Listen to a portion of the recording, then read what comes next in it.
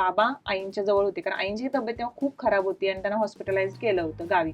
म्हणजे त्या तिकडे हॉस्पिटलमध्ये होत्या, सचिन इकडे हॉस्पिटलमध्ये होते, इथं भाऊ आणि मम्मी होते आणि त्यांना पण मुंबईचं माहित नाही. डिलिव्हरी होती, त्याच्या जस्ट आदल्या दिवशी मी खूप नाराज होते. माझी मम्मी म्हणालेली, काय झालंय तुझं आणि असं करते. म्हटलं मला भीती वाटते मम्मी, मला काय माहिती, मला खूप भीती वाटते. नाही की सगळं व्यवस्थित होते, पहिलं पण तुझं सीझरच आहे. दुसऱ्या दिवशी सीझर झालं आणि 8:30 वाजता बाळ जन्माला आलं. मग सगळे खुश झाले की दुसरा पण मुलगाच झाला आणि मला मुलगी हवी होती. बाळ गेलं आणि मग सगळं जे आमचं सगळं सुरू होतं वर्षभर ते सगळं संपलं तेव्हा.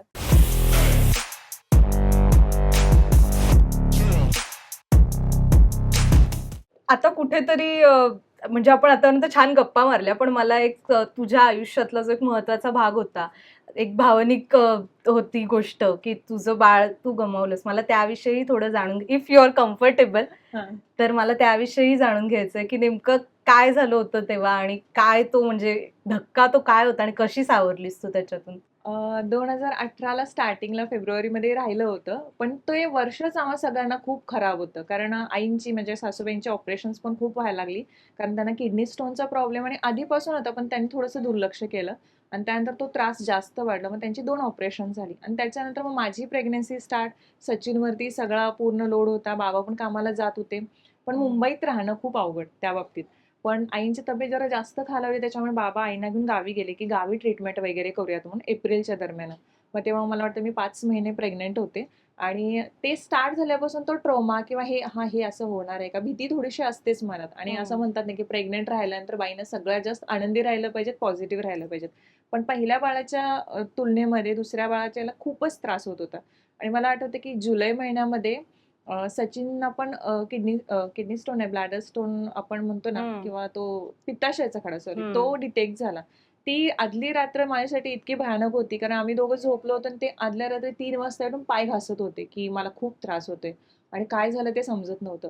तिथे गेल्यानंतर डॉक्टरांनी सांगितलं, की ह्यांना पित्ताशयाचा खडा आहे आणि ते लवकर ऑपरेशन करावं लागेल. मग ह्यांचं ऑपरेशन झालं 5 जुलैला त्यावेळी आणि मला वाटतं मी 6.5 महिन्यांची प्रेग्नंट होते आणि ते 8 दिवस मुंबईमध्ये खूप पाऊस पडला होता आणि मला खूप म्हणजे दवाखाना भांडूप वेस्ट की कुठेतरी होता, तिथून मला ये जा करावं लागत होतं. आई आणि भाऊ इथं मत्तीला आलेले आणि बाबा आईंच्या जवळ होते, कारण आईंची तब्येत तेव्हा खूप खराब होती आणि त्यांना हॉस्पिटलाइज केलं होतं गावी. म्हणजे त्या तिकडे हॉस्पिटलमध्ये होत्या, सचिन इकडे हॉस्पिटलमध्ये होते, इथं भाऊ आणि मम्मी होते आणि त्यांना पण मुंबईचं माहित नाही. मग ते करताना पण कुठेतरी ते त्रास होत होता आणि त्याच्या एक 15-20 दिवसानंतर आईने सुद्धा हे ऐकलं, की ह्यांचं पण ऑपरेशन झालं आणि त्यात खूपच तब्येत त्यांची अजून खालावली आणि त्या 28 तारखेला गेल्या जुलैच्याच. हे सगळ्या गोष्टी घडत होत्या. त्याच्यानंतर आमचं बँक बॅलन्स पण खूप झिरो झाला. ते प्रेशर होतं. घरातली महत्वाची व्यक्ती गेली आणि कितीही झालं तरी तो मोठा आधार होता आमच्या घरासाठी. ते झालं. मग बाबांना आम्ही इकडे घेऊन आलो. ऑगस्ट, सप्टेंबर, ऑक्टोबर 3 महिने मी गावीच राहिले. कारण हे वगैरे म्हणायला लागले, की आता तुला प्रवास नको. आई गेल्यानंतर आम्ही डायरेक्ट गावी गेलो. मग तो प्रवास पण थोडासा हेक्टिक झाला. आदल्या डॉक्टरनी बोलले होते, की तुम्ही प्रवास नका करू, कारण थोडंसं कॉम्प्लिकेशन होतं आधीपासून. मग ठीक आहे म्हटलं, पण आता सासूबाई गेल्यात म्हटलं तर जावं तर लागलं. रात्रीचा प्रवास केला आम्ही आणि 7 वाजता जाऊन पोहोचलो. त्या रात्री सगळं आवरलं. ते कार्यक्रम होता तो आईंचं वगैरे, हे सगळं संस्कार जे होते ते आवरले.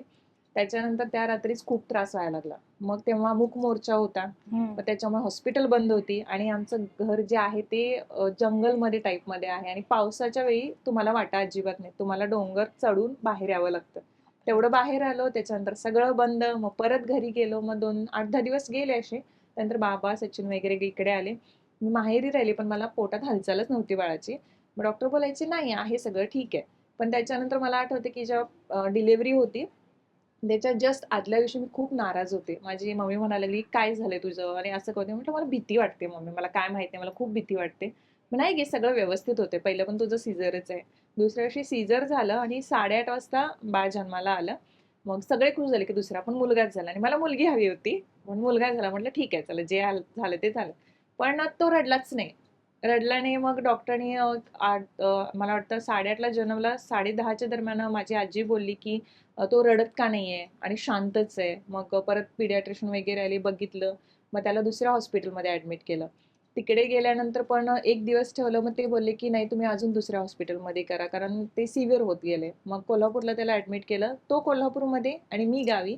मी 5 दिवस हॉस्पिटलमध्येच राहिले आणि तो कोल्हापूरमध्येच होता. त्याला NICU मध्ये होतं, म्हणजे नाकातोंडातून नळ्या होत्या, सगळ्या हाताला सगळं हे होतं आणि तो जन्मताच चांगला हेल्दी बेबी होता.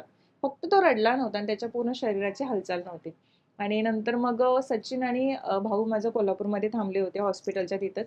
मी दररोज अशी रडायची आणि स्वामींना म्हणायची, की "माझं बाळ माझ्याकडे आणून द्या. मला दुसरं काही नको." आणि त्यावेळी पाऊस पण खूप पडत होता आणि इकडे पाऊस बाहेर आणि इकडे घरात पाऊस. माझी आजी जवळच बसून असायची, की ही काहीतरी करून घेईल. कारण ते सहनच होत नव्हतं, की 2-3 फोटोज पाठवा म्हटले मला बाळाला बघायचं, तर त्याला ते मास्क लावलेला फोटो ह्यांनी पाठवला आणि एका बाईच्या हातामध्ये होतं. तर ते बघून मला इतकं रडू कोसळायला लागले, की मला माझं बाळ पाहिजे. काहीही करा, मला आणून द्या, मला माहीत नाही. हे म्हणायचे, की "होईल सगळं ठीक, टेन्शन घेऊ नकोस." त्यात पैसे नव्हते हातात, ते टेन्शन. पण नशिबाने सचिनची कंपनी पण अशी होती ना, की त्यांनी आम्हाला मेडिक्लेमच्या सगळ्या गोष्टी करून दिल्या. त्यावेळी एक 8-9 दिवस गेले. अ, 8व्या दिवशी काहीतरी त्याचा श्वास बंद पडला. ते लावलं होतं आणि श्वास बंद पडला. मग सचिननी आम्हाला काही सांगितले नाही. ते बोलले, की "धनश्री आणि हे बघ आणि डॉक्टरांचं असं म्हणणं आहे, की आईचा हात स्पर्श लागेल तर बाळाला थोडं तरी हे हम्म, जाणवते." हम्म. मला सांगितले नाहीत आणि तिथे मी गेले. पहिल्यांदा त्याला NICU मध्ये फक्त आईलाच सोडतात बोलले होते ते. बाकीचे हे सगळे लोकं बाहेरच बघत होते. आतमध्ये गेल्यानंतर मी जसं त्याला बघितलं, कारण 500 ग्रॅम वजनाची मुलं किंवा 1-1 किलोची मुलं रडतच होती. कारण त्यांना काचेत ठेवलेलं. कारण ते वजन कमी होतं आणि माझं बाळ चांगलं 2.5 किलोचं आहे. ते निपचित पडू नये. त्याच्या ह्या बोटाला मी माझं नख घुसेपर्यंत हे दिलं होतं. पण त्यानं रिप्लायच केला नव्हता. ते डोळ्याला त्याच्या पट्टी होती आणि ते बघून असं व्हायला लागलेलं, की मी अशी रडत बाहेर आले आणि म्हटलं ह्यांना म्हटलं, "तो जाऊ देत," म्हटलं. "तो नको," म्हटलं, "इथं आणि मला नकोच आहे," म्हटलं, "बाळ. त्याला तो त्रास नाही बघवता येत." आणि सगळं ते काय-काय इतकं ते बेकार होतं माझ्यासाठी बघणं. म्हणजे ते मला आज समोर असंच अजून पण तो हे येतो पूर्ण त्या काचेतल्या पेटीचा. मी यांना म्हटलं, की "त्याला काढा इथून बाहेर. तो नाही जगणार मला माहिती आहे," म्हटलं. मी रडतच बाहेर आले, घरी आले. घरी अजून रडायला व्हायला लागलं. मग त्याच्यानंतर आम्ही डिसिजन घेतलं, की त्याला तिथून हलवायचं. कारण हॉस्पिटलचे पण थोडे हे होते, की त्यांना कळून चुकलेलं, की हे बाळ जगणार नाही. मग तिथल्याच एक जुन्या पिडियाट्रिशियन होत्या. त्यांना माझे दाजी घेऊन आले. त्या बोलल्या, की 4% चान्सेस आहेत बाळाचे. तुम्ही काय करणार आहे? मग मी म्हटलं, "हलवा बाळ इथून. आपण दुसरीकडे बघू." आणि त्याला जेव्हा घेऊन जात होते ना, म्हणजे कोल्हापूरवरून बेळगावला आम्ही घेऊन जात होतो आणि मी माहेरीच होते. माझा भाऊ, माझी बहीण, माझे मिस्टर तिघंजण आणि बाळाला घेऊन. बाळाला असं घेऊन माझा भाऊ बसला होता. कानामध्ये त्यानं हनुमान चालीसा लावला होता आणि असं बघत होता आणि त्याला ऑक्सिजन सुरूच होता. आणि ते घेऊन येताना गडिंग्लज म्हणून एक गाव आहे. तिथं काळभैरीचं मंदिर आहे. त्या मंदिराच्या जवळ आल्यानंतर ज्या बाळाने 9 दिवसात एकदाही डोळा उघडला नव्हता, कारण मी त्याला बघितलेलंच नाही डोळा उघडलं. त्यानं बहिरीच्या मंदिर जवळ आल्यानंतर एक अचानक डोळे उघडले.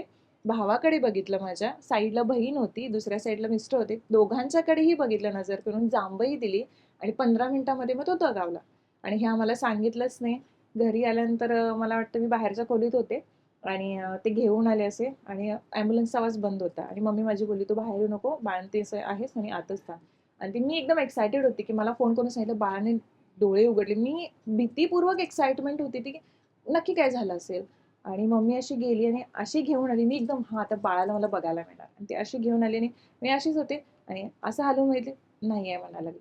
जे मला अजून पण होतं, अशी ओरडलेले मी. ते भयानक होतं माझ्यासाठी आणि त्याच्यानंतर मग ते बाळ गेलं आणि मग सगळं जे आमचं सगळं सुरू होतं वर्षभर ते सगळं संपलं तेव्हाच. त्यामुळे आता नोव्हेंबरला 5 वर्ष होतात त्यालाही जाऊन. आई वारल्या, त्याच्यानंतर बाळ वारलं, त्याच्यानंतर महिनाभरानंतर मी आले. तर ती गोष्ट मला दरवर्षी त्याची जन्मतारीख जेव्हा असते तेव्हा खूप जास्त त्रास देते. मी पहिल्या वर्षी रडले होते. तो व्हिडिओ पण मी टाकला होता. खूप रडायचे मी. पण त्यानंतर मला एक कमेंट आलेली, की "हे बघ, त्यानं दुसरीकडे जन्म घेतला असेल आणि तू जर रडलीस तर त्याच्या आत्म्याला त्रास होणार आणि तो ज्यांच्या पोटी जन्माला आलाय, तर त्या आई-वडिलांना सुद्धा त्रास होणार. त्यामुळे तू जर त्याच्या जन्माच्या दिवशी किंवा कधीच नाही रडलीस त्याची आठवण काढून, तर कधीही त्याला त्रास होणार नाही. कारण तू आठवण काढत राहिलीस तर त्याला तो त्रास तिकडे होत राहील. त्यानंतर मी कधीच त्याची आठवण जरी आली, तरी मी कधीच रडत नाही ना डोळ्यातून पाणी काढते." ती लास्ट रडणं होतं माझं. मी व्हिडिओ पण आहे तो लास्टच रडणं होतं, कारण मला सहनच होत नव्हतं त्यावेळी.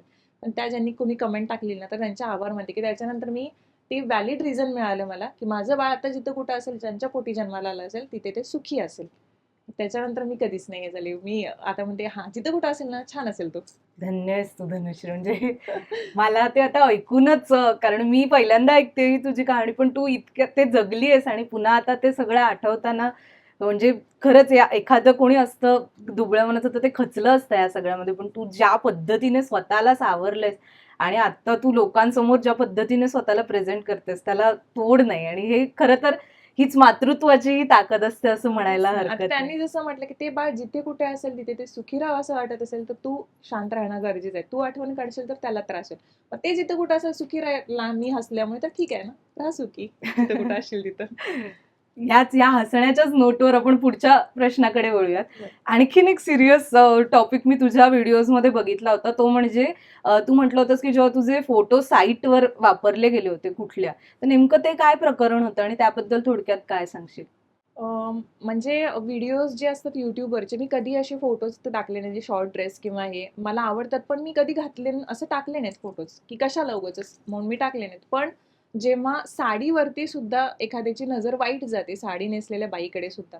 म्हणजे ते फोटोज असे होते, की YouTubeवरती व्हिडिओज जर माझा चालताय, समजा साडीमध्ये मी जशी नेसले, तर आपला हा इकडचा कमरेचा भाग थोडासा ओपन दिसतो किंवा मला एक गोष्ट वाईट वाटते, की जेव्हा लक्ष्मीचं हे होतं, महालक्ष्मीचं आणि मी ते 3 मुलींच्या पाया पडत होते. तर तो तेवढाच भाग स्क्रीनशॉट घेतलेला. अशीच फोटो होते आणि ते एक साईट होती त्याच्यावरती टाकले होते.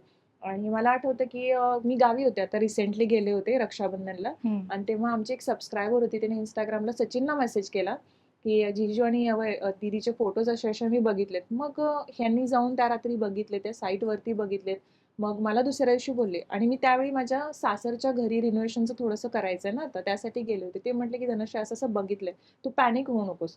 मी बघितलं आणि मी रडायला स्टार्ट केलं. मी म्हटलं फोटोच चांगले होते म्हणजे असं काही खराब असं नव्हतं फोटोमध्ये, पण म्हणजे ते तेवढंच एडिट केलेले नव्हते का? नाही तुझा एडिटेड फोटो नव्हते. होता तेवढाच येस. टाकला? आता मी ओके. अशी जर उभं राहील तर एवढासा हो, भाग जर हो. दिसतो, तर तेवढंच होतं. बाकी एडिटेड असं काही नव्हतं.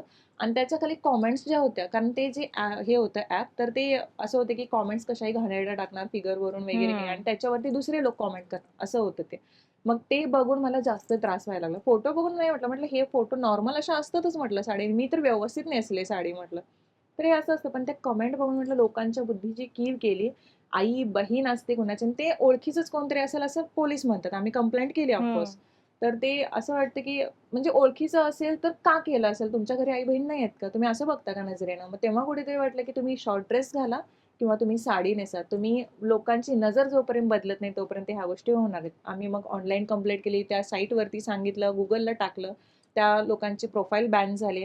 पोलिसांच्याकडे आता ती कंप्लेंट आहे. पोलीस सुद्धा त्यांनी सांगितलेत, की आपण शोधून काढून हा व्यक्ती शोधणार. कारण सगळे पुरावे आम्ही स्क्रीनशॉट घेतलेले. ते बॅन करायच्या अगोदर सगळं करून घेतलेलं. ते सगळे पुरावे केले आणि ते सर जे होते मेन इन्चार्ज ते बोलले, "तुम्ही टेन्शन घेऊ नका. हा जो कोणी असेल त्याला शोधून काढेन." त्या गोष्टीतून एक शिकले मी, की तुम्ही काहीही करा, अगदी काहीही करा, तुमचे पाय खेचणारे आहेतच माणसं. तुम्ही रडा, पडा, पण पुढे चला. कोण काय बोलतंय ते बोलू देत. त्यामुळे त्याच्यानंतर ती गोष्ट मी खूप हलक्यात घेतली, की म्हटलं माझे असे फोटोज टाकतात, एकेकींचे कसे टाकतात फोटो. आपली चूक नाहीये ना? सचिन बोलले, "तुझी चूक नाहीये याच्यामध्ये. तो ज्याने टाकलाय त्याची चूक आहे. त्यामुळे तू काम थांबवायचं नाही." एका टाईमला आले, की YouTube थांबवू का मी? नाही थांबवायचं म्हणायला लागले. तुझी ओळख आहे आणि खूप साऱ्या लेडीज तुला रिलेट करतात. त्यामुळे राहू देत. ते जे कोणी करतं त्याला आपण शोधायचंय आणि अशा लोकांची वृत्ती बदलायची. त्याच्यानंतर मी व्हिडिओ पण टाकला, की असं-असं झालं म्हणून आणि तुमच्यासोबत असं घडत असेल तर पोलिसांमध्ये कंप्लेंट करा, घाबरू नका. हा किस्सा झाला होता. आता बघू ते आता आहे अजून फॉलोअप घ्यायचंय. एखादा जाऊन बघू आता सापडेल कोण असेल तो. सापडेल सापडेल नक्कीच. नक्कीच. आता आपण व्हिडिओच्या शेवटाकडे वळूयात. एक क्विक रॅपिड फायर खेळायचा आहे. पटापट उत्तर द्यायची हो, ओके? हो. चालेल. चल स्टार्ट. येस. गाव की मुंबई? गाव. साडी की वेस्टर्न? साडी. तुला इतरांपासून वेगळ्या ठरवणाऱ्या 3 गोष्टी? माझा ड्रेसिंग सेन्स, माझं हसणं आणि माझ्या पॉझिटिव्ह ठरवणाऱ्या गोष्टी. तुझे आवडते ब्लॉगर? मला ब्लॉगर म्हटलं तर एक फ्लाइंग बीस्ट आवडतो आणि दुसरं आपलं मराठीमध्ये अजून एक त्या आहेत. त्या आवडतात पण आता मला नाव नाही आठवत पटकन. आवडतं आवडतात कारण ब्लॉग्स पटपट बघते ना, तर ते Okay. असं आठवतात पण मला आता ठीक आहे, नाव नाही ठीक आहे. समजत. या गोष्टींशिवाय धनश्री अपूर्ण आहे? एक माझी फॅमिली पहिली गोष्ट आणि एक म्हणजे माझं हसणं, जसं मी म्हटलं मला हसायला खूप आवडतं, त्याशिवाय नशी अपूर्ण आहे. धनश्रीचा आवडता पदार्थ? गुलाबजामुन. फावला वेळ जर कधी मिळाला तर कसा घालवतेस? मला शांत राहायला आवडतं. तुला पावलावर. शांत राहायला हां, आवडतं? निवांत एके ठिकाणी असं बसून सनसेट बघणं किंवा ह्या गोष्टी फार आवडतात. एकदम शांत बसायचं. अरे वा. चाळीतल्या घराचं एका शब्दात वर्णन करशील तर काय? माझा स्वर्ग. धनश्रीचं ध्येय काय? खूप मोठं, एवढं मोठं व्हायचंय की कोणीही आपल्याकडे मदतीसाठी आलं, अचानक कोणतीही मदत असू दे, तर ते आपल्याला करता आली पाहिजे. आणि हाऊस क्वीन धनश्रीचं एका शब्दात वर्णन करशील तर काय? हाऊस क्वीन धनश्रीचं एका शब्दात वर्णन तर मग सगळ्या गोष्टींमध्ये परिपूर्ण असलेली स्त्री. ओके. पण मी अजूनही नाहीये, तरी पण मी सांगेन की अशी असू शकते. परिपूर्णतेची व्याख्या नाहीच आहे, पण तरी सुद्धा मी ट्राय करते करण्याची. किंवा असं म्हणूयात, धनश्रीचं एका शब्दात वर्णन आहे हाऊस क्वीन. बरोबर. तर धनश्री, तुझे खूप खूप आभार. आणि मला तुला भेटून खूप छान वाटलं. तुझी जी कहाणी मी ऐकली, तू जे सांगितलंस आणि जितक्या मनमोकळेपणाने सांगितलंस, ते ऐकून मी अक्षरशः भारावून गेले आणि आपले प्रेक्षकही त्यांनाही आवडलं असेल. त्यामुळे पुन्हा एकदा तुला खूप खूप थँक्यू आणि तुझ्या पुढच्या संपूर्ण वाटचालीसाठी खूप खूप शुभेच्छा. मलाही खूप खूप खूप मस्त वाटलं, मला हा प्लॅटफॉर्म तुम्ही दिलात. आणि ऍक्च्युअल मध्ये स्टार्टिंगला थोडीशी घाबरलेली मी, पण बोलता बोलताना मी हेही विसरून गेले की आपल्याकडे कॅमेरे आहेत किंवा काय.